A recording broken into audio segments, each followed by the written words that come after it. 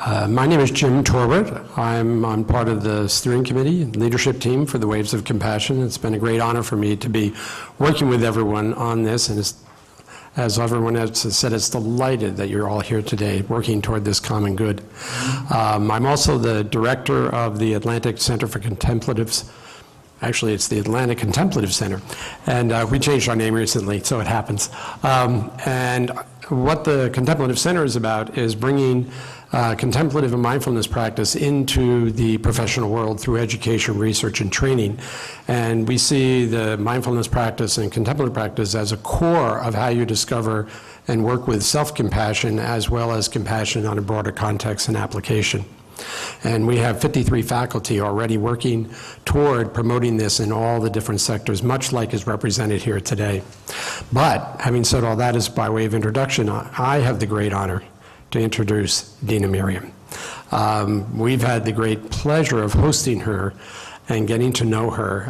Actually, as a fellow New Yorker, that was easy. Dena being from New York, but I really would like to go through a little bit of her background by way before she starts.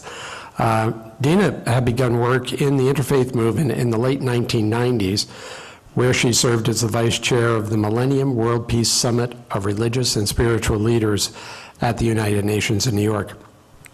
She subsequently convened a meeting of women, religious, and spiritual leaders in the Palais des Nations in Geneva, and from that gathering founded the Global Peace Initiative for Women, of Women, an organization chaired by a multi-group faith of women spiritual leaders. Over the last few years, she's organized forums where key decisions are being made in the United Nations climate change conferences in Copenhagen, Cancun during the meetings of the G20s in Seoul in 2010 and Cannes in 2011. These forums have been an effort to engage civil society more deeply in seeking solutions in critical global challenges. Dena is able to organize a peace-building dialogue with Palestinians, Israelis, Pakistanis, and Indians, with Iraqis, Afghans, Sudanese, and most recently in Egypt. So on behalf of the Waves of Compassion, Dena, would you please come address us? Thank you.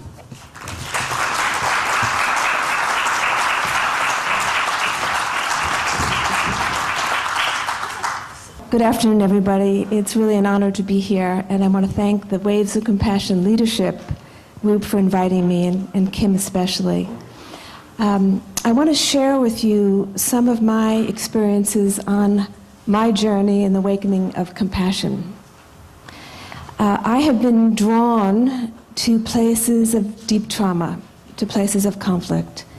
And after these two summits that I organized with religious leaders, the idea came to we started off with women spiritual leaders, and now we're women and men, to take people of deep compassion and contemplative practice into conflict areas to create the conditions where compassion can arise. So it's really trying to work with the causes and conditions in these areas. We were first invited to organize a dialogue right after our meeting in Geneva. We were offered to organize a dialogue with Palestinian and Israeli women. So in 2003, we invited them to the Nobel Peace Academy in Oslo, Norway. Unfortunately, about 2 days before the dialogue, there was a suicide bombing in Israel. It was, I don't remember, Jerusalem or Tel Aviv, and all the borders were closed, so there was no movement. We were already in Oslo waiting for our group to arrive, and we had this situation. Some of the women coming, we were dealing with women leaders from government, business, and religion. So we had the women from the Israeli Knesset worked day and night to get the Palestinian women out. But the Palestinian women, it took them, some of them, 24 hours of travel to get to Oslo. They had checkpoints and borders, and so they came very angry. They arrived in Oslo, and there was a lot of anger. The Israeli women were full of fear. This bombing had just gone off. Some of them were trying to contact family members. They had already started the journey before they could contact their family members. So we started in a very tense place. And we were coming, I would say somewhat naively, a group of women spiritual leaders, and we were going to help them create a space of compassion. Well, we listened to 3 days. It was really a competition of suffering. Whose suffering was greater? Palestinians had their suffering. The Israeli had their suffering. It was the historical story, narrative, going back and forth. And we had moments of quiet and meditation, and we had the most wonderful group of spiritual leaders there. And after 3 days, I said to myself, well, this experiment didn't work. Failed. Forget it. Go home, Dena, go back to New York. Didn't work. But on the last day, in our closing session, a Palestinian woman who was a blind woman, she was a child psychologist who did a lot of work with UNICEF in the traumatized Palestinian areas. So she really was dealing with children who lost parents in bombings. She had a session to speak, and she got up to speak. And suddenly she just broke down and started to cry. And then she started singing, "We Shall Overcome." And then all of the Israelis and Palestinians, one by one, started singing, standing up and holding each other's hand. That was the breakthrough moment. And the rest of the evening, everybody was leaving the next day, but they were up way into the night, the Palestinians and Israelis talking to her, really connecting. And one of the most radical of the Palestinian women became like a daughter to one of the Israeli businesswomen, and that friendship lasted years. This was in 2003. So what I learned from that was the importance of deep listening in creating the conditions for compassion to arise. Number one. Number two, getting out of your own story. We're all locked in our own stories. We have our narrative. And it's very hard to hear the other narrative. It's key, I think, in the awakening of compassion to get out of your own narrative and hear the other. And it took the Israelis and Palestinians several days of very intense airing of all their pain in order to be able to hear the other and to get into the other narrative. Now, the next year we were invited to organize a dialogue with Iraqi women. This was in 2004. We brought them to the U.S., and it was a dialogue between Americans and Iraqis. And the Americans were full of guilt, and, we have to make apologies to the Iraqi women. And well, we were shocked, because when they got there, we realized that we were irrelevant. The Sunnis sat over here, the Shias sat over there, and their issues were with each other, not with us. So we had to quickly reformat and say, how can we get them to hear each other? And again, it was a competition of suffering. One group said, what we have now is much worse than under Saddam Hussein. The other group said, are you kidding? That was the worst. Whatever we have now, it's better than what we had then. Well, after 3 days of dialogue, it was a similar process, but what I found, we had, again, a group of women spiritual leaders, we had some Buddhist nuns. What I found is that some of the women were during the tea breaks, going off and sitting with the Buddhist nuns, closing their eyes and getting quiet. Finally, I noticed it. I went over, because we have a very strong issue of no proselytization. We don't teach religion in any of our groups. We're holding the space. We're trying to create the conditions for compassion to arise. I went over to the nuns who were very close to me. I said, well, what's going on? I said, these women are trying to learn to calm their emotions. They've asked us for practices to calm their emotions. So what I learned through that gathering is that in addition to deep listening and getting out of your personal narrative, being able to calm the emotions, to come to a place of clarity of mind, is essential for the arising of compassion. So we were next asked to do a follow-up with young Iraqis, this is a few years later, working on peace building. Well, they see that the Tibetans are doing silent, nonviolent protest. Well, Iraq was still in the middle of the civil war, sectarian violence. We had people from all the different, we had Kurds, we had Sunnis, we had Shiites. We had learned from last time that we have to deal with this internal dialogue now. So all they wanted to do was to meet with Tibetans. They wanted to understand why the Tibetans weren't killing each other, violent. Why aren't they suicide bombing in China? What is this about the Tibetans that they're not angry?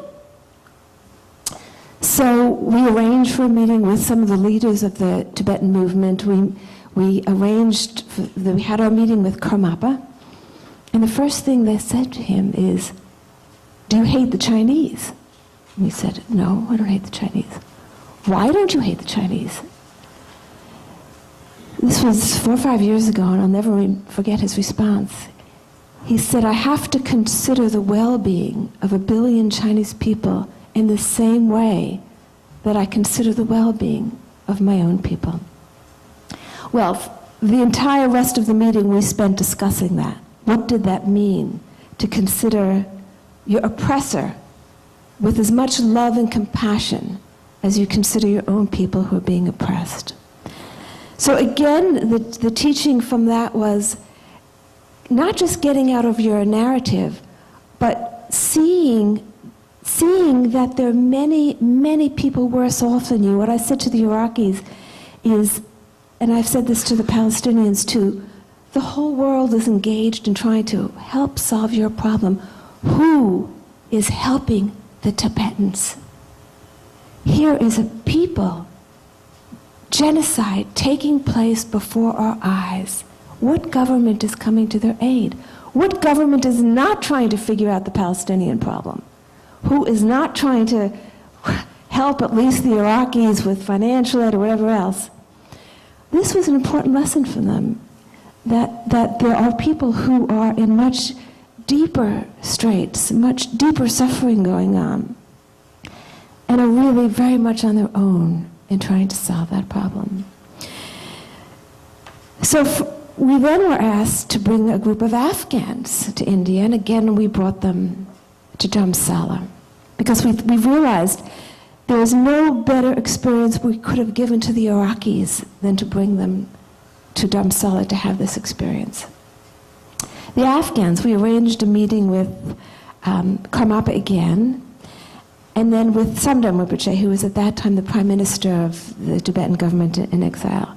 The first thing the Afghans did when they met him was, "We apologize for blowing up the Bamyan Buddhas." And he said, "Well, it's not your fault, it wasn't you." They said, No, but we apologize for this. And he showed not an ounce of anger or pain. He said, "It was done in ignorance. There's no blame." And when the Afghans came to the Karmapa, again they said the same thing. We have to apologize for this was done in our land. And what the Karmapa said to the Afghans, he said, "I watched you when you entered." And he said, I couldn't understand the love that just welled up in me for you and your culture. He said, "I have such deep love for Afghanistan." And he said, "I so wish that I could go," because they invited him. My position, he said, doesn't allow me to travel. He's not free to travel as he wishes. He said, "But how much I wish I could be there with you." And there was a beautiful moment of a very deep exchange. So I saw again the moments, the precious moment where compassion just wells up. And with that compassion is this universal love. It's a universal experience. The boundaries of religion just fade away. So not long after that, we got invited to organize a spiritual forum at the UN Climate Change in Copenhagen. And it was our first kind of moving away from these areas of conflict. We had done years of dialogue in Sudan and Cambodia, and wherever there had been deep conflict, we had tried to go there.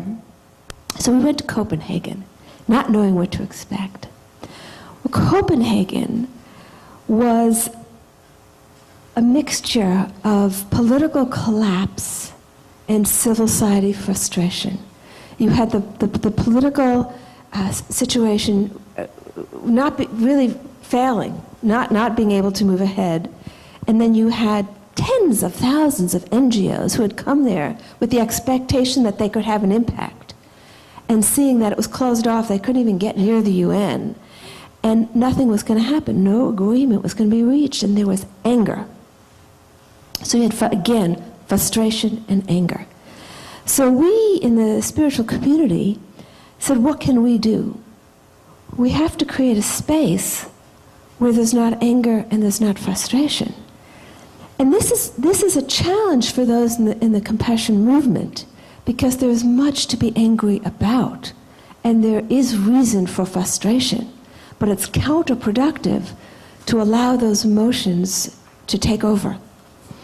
So we created a space where we spoke about compassion, and many people came up to us after and thanked us for being there, and said that in the environment where there was such deep frustration and anger, it was welcoming to be able to go to a space we were trying to get at a deeper wisdom. So we followed this process and went to the next climate change gathering in Cancun, and then went down recently to Rio at the United Nations Sustainable Development Summit. And again, there was the same polarization of the governments and the NGO community, and then the indigenous community not being able to get into the dialogue. And it was a challenge to be able to maintain the space where we can try to create a clarity of mind, a clarity of purpose, which is not driven by the emotions of the moment, because this is a long-term vision that is needed for us to steer a different direction for the human community. So I want to talk a little bit about what the process in the U.S. now, but before that I want to share an experience. Last year was our 10th anniversary, and we decided to do a big gathering in Africa called Awakening the Healing Heart.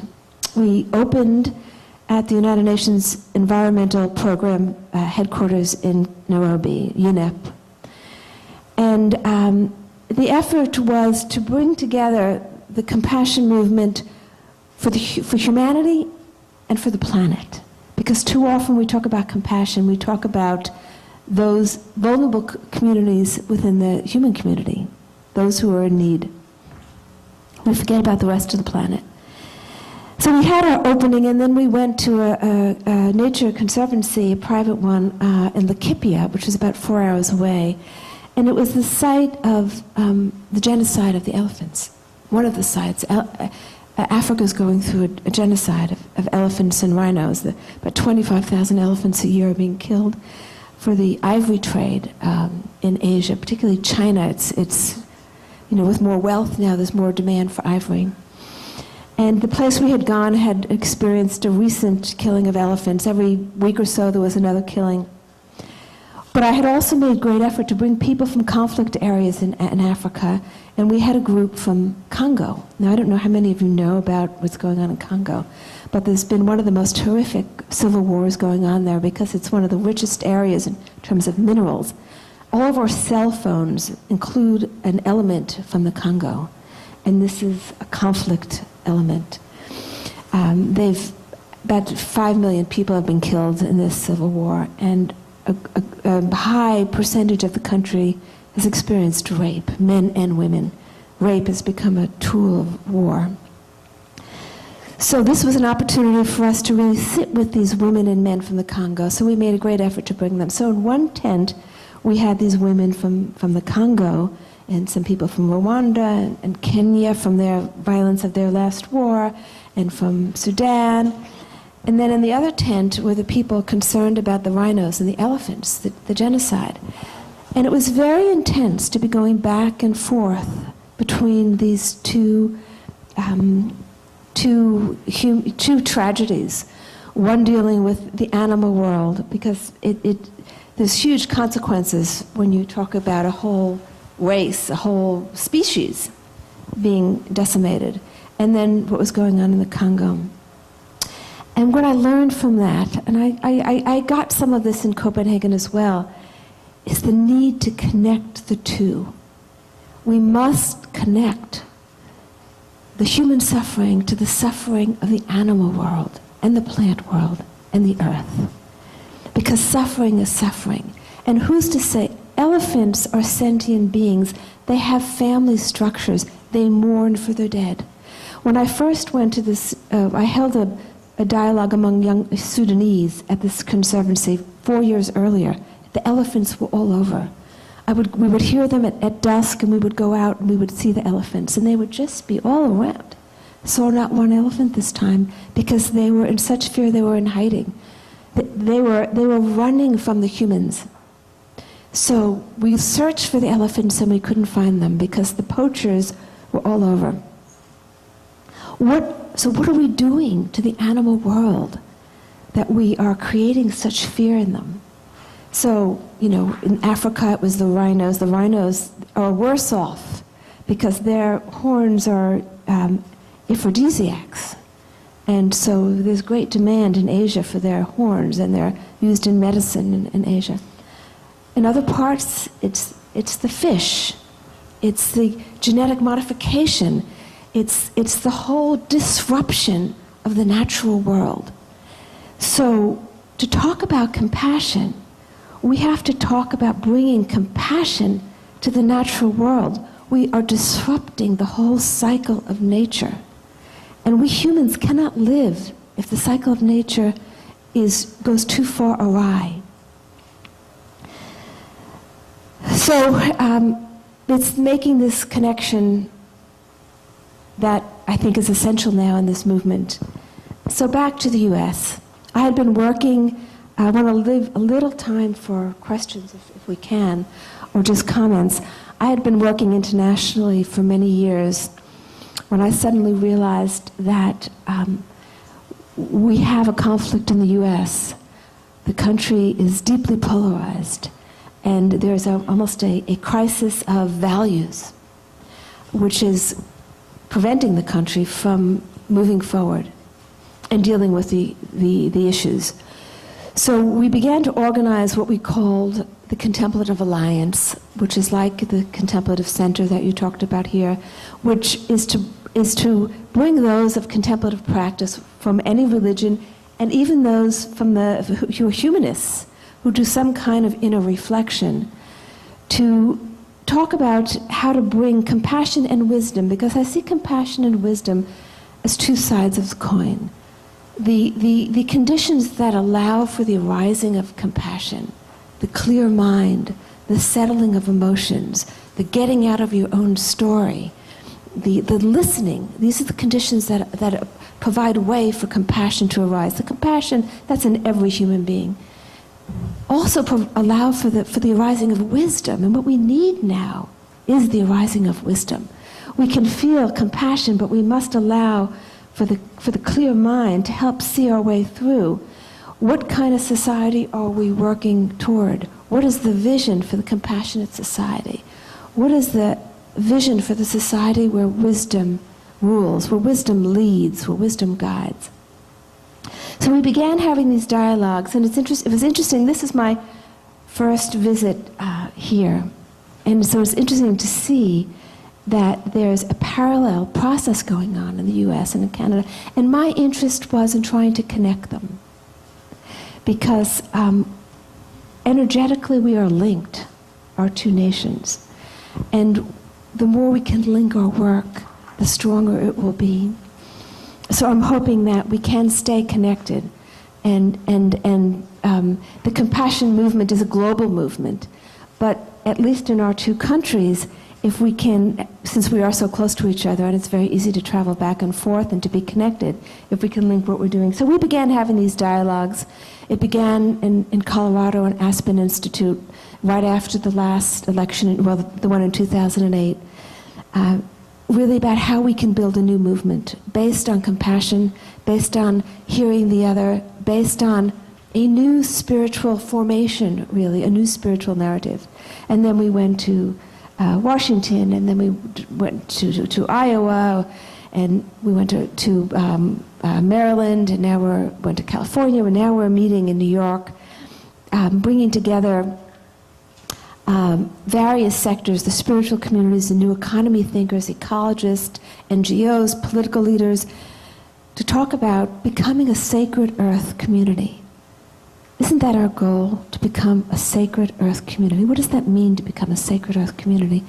It means a community that honors each other and that honors the earth, that honors the elements that sustain us, the rivers, the forests, the mountains, that can treat them with a certain amount of respect. And it's bringing the compassion movement to the entire earth community. So I want to, there's a whole spectrum of how compassion manifests. For me, compassion is a state of being that leads to right action. And the state of being comes about in various ways, through some of the ways that I talked about, through inner listening, through listening to ourselves, through listening to the other, through coming into our more innate, noble qualities, tapping the innate part of us, tapping the noble part of ourselves through contemplative practice. But it's a state of being that then leads to right action. And so often we rush to do rather than rushing to become, rushing to be. And I think the action follows the being. So often compassion is interpreted as helping the poor or the needy, the sick. But what about the conditions that lead to those situations? In other words, you feed the poor, well, there's a bigger line of poor tomorrow, without changing the conditions that lead to this imbalance. So I see compassion as rebalancing, as working with the conditions that have led to the suffering that exists. And there are many, many ways to do this, and there's no judgment involved. I mean, one can feed the poor, one can work at the structural level, one can work at one's own being, and that's as important as anything else, at bringing out the noble qualities, so then one daily life, every interaction is an action of compassion. So this dialogue on compassion is probably the most helpful thing we can do, because it deepens our understanding of compassion and it broadens the scope. So this is what we're trying to do in the U.S., have dialogues around the country on not just compassion, but a vision for what kind of society that would be. So we've linked compassion with the sacred earth community, with a wisdom community. So all these things are linked, and I think for each, it's a growth process for each one of us to deepen our own experience of compassion and to be part of this becoming, because it's an individual becoming and it's a collective becoming. And I think we all need patience with the process. You know, back in the U.S., we get very impatient with the lack of movement. And it's very easy to fall into frustration and anger at the lack of compassion and at the lack of wisdom that we see. And we have to, work with ourselves to say this is a long-term process, that the work we're doing now will bear fruit. We're working for our children and grandchildren. We're working for future generations. And so it's to have patience with the process. But the process itself is what's important, because every conversation creates a change. I used to, when you work in the NGO world and you try to raise funds, people want to know, what are your measurements? And I say, the measurements are not measurable. You have to be part of the process to see the change that's taking place. I can't say that, this number of people got work, or this number of people were fed, or the measurements are not, they're not quantitative like that. But there's a qualitative kind of change. Everybody goes away different. Everybody goes away slightly changed. I saw that work that we were doing internationally, and the letters that we got, the emails, and thank you for that. And since then, I've done this, that, and the other thing, and the connections that have been made. And it's an energetic change. It's a vibrational change that takes place in the community and then at the national level. And I have no doubt that there'll be enough change at a certain point that at the national level things will shift. We'll step back and we'll say, I mean, one example of significant change that we saw in just a decade, what happened in the US is the whole change in attitude toward the gay rights issue. That was a sea change that you can measure within 1 decade. And I think if we start talking about compassion and sacred earth community, within a decade, we're going to see that somehow it's gotten into the community language. It's gotten into the subconscious, the subliminal consciousness of people. And there will be significant changes in attitude and action. So that's basically what I wanted to share with you. And I think we may have 5 minutes if anybody wants to offer a comment or a question.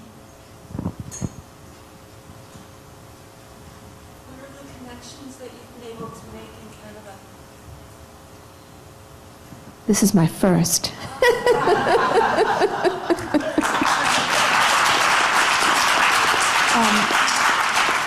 I shouldn't exactly say that. I don't know how many of you know Maurice Strong. He's a Canadian who was very active at the UN, and I've known Maurice for a long time, and his wife Hannah. They live now in Toronto, but Hannah for many years was in Crestone, Colorado, and she had an interfaith community there. And Maurice really created the whole environmental program at the UN. And he was down in Rio, and I've connected with him there, and he helped us get to the UNEP program in Nairobi. So I do have a connection, but this is my first visit to HRM. Do I have it? Halifax. Well, my New York friends will be very impressed when I talk about HRM. So. I hope this is the beginning of a work together, because I've been very inspired. I've been here less than 24 hours, but I'm a quick learner, and I catch on quickly. And I've been very impressed by what I've seen here in the community. There's a real strong sense of community, and I think that you'll be able to accomplish a lot just because of the like-mindedness of so many of you. There's a lot of people here on the same wavelength. We're rapidly becoming a digital world, and that's pretty clear more to us older folk who can't handle the new stuff. But we're becoming a world of 140 characters, no punctuation, no spelling, and pithy comments. We're becoming a vast web, literally and figuratively, that requires new forms of community. It seems to be a web that has no organ, no soul. And yet that's the new age that we're not going to retreat from. And that's the age that we have to learn to build community in, on, and with. Do you have any suggestions of how we can begin to deal with that world of single bits of data put together without too much soul? And put soul into it? Well, I've had to draw the line for myself because I'm not as young as I might look, and so I don't do Facebook and I don't do Twitter. I do email. But young people in my organization, they do the Twitter and they do the Facebook. And the benefit that I see from this, it is a challenge in many ways. I mean, you know, I come from a writing background, so you know I love language and I love words and I love the deeper explanation of things. But on the other hand, I communicate with people all over the world almost on a daily basis. And most recently, many of you may know the growing tension between U.S. and Iran, which is of great concern to me right now. And so I've placed my attention there and have found someone to work with in Tehran. And we are in almost daily communication through this new technology now where we can just send a line to each other. It doesn't matter. We're mentally synced with each other. We're working in sync. So our minds are beginning to, I don't know how else to describe that, to be in harmony with one another. He's got his community there, I got my community there. And I don't know if you saw, many of you saw, it was a real turning point for me. on YouTube about 6 months ago, an Israeli graphic designer just put out something that said, "I love you, Iran. I don't want a war. I don't hate you. I don't even know you. How could I hate you? I don't know you. I want to know you." Immediately got a response from Iran. We don't hate you either. We'd like to know you too. And that's the benefit of this, because you can bypass governments. When I was in Egypt about 15 months ago, we were there just as Tahrir Square was erupting again. And I met with the young people, some of the young people who'd been part of the whole initial uprising. It all happened on Twitter. Now, unfortunately, they feel that their revolution has been hijacked, but they were able to achieve something initially because they were able to bypass all the regulations. And so, you know, like anything else, this is a tool that has positive and negatives. Now, what's happening with the government in Iran is that they've really cracked down on Skype because they've got their elections coming up and they don't want it to happen there, what's happened in Egypt and Syria. So they've shut down Skype and YouTube, and so it's a challenge now to communicate, but we're still able to do it. And it's not a political communication, it's a spiritual communication. It's coming to the place of compassion. It's tapping the human, I mean, we're one human family. We're one human family. Just like the boundaries of religion need to kind of get out of the way, the boundaries of nation states are less important than they were at one time. I mean, the beauty of technology is that we've been able to tap our common humanity. And that's what this compassion movement is about. You know, it's about tapping our common humanity. And, you know, my greatest challenge right now is we are not able to go every place that we're called to. I mean, we're getting calls to come to Afghanistan and just to be present with them, just so they can feel part of the global community. And, you know, this is what a young generation wants now. They want to be part of this community, this global community that de-stresses the national boundaries and that emphasizes the human values that are really the shared spiritual values. And so I think we're going to see more of that. I think there's an evolution. I think I think of it as an evolutionary moment, actually, for the human community, where we're being called to take a step. We're not quite sure what that step is or what that will look like or where that will lead to, but we're moving into a new era that's going to be a better one. It's going to be a better one, and we're all working toward that, and we have to create the vision. It's not clear what that vision is, and part of this whole movement is creating the vision of what that is. What is that we're collectively, and we have to do it as a collective. You have to work at the global level, but it's the global that impacts the local level. You have to work at the local level and create that ideal as much as you can at the local level. But that's going to be reflected all the way up and have an impact on the global. And so I see a very deep connection, which was what happens at the local level and what happens at the global level. I think my time's up, so I'm looking forward to spending the rest of the afternoon with you.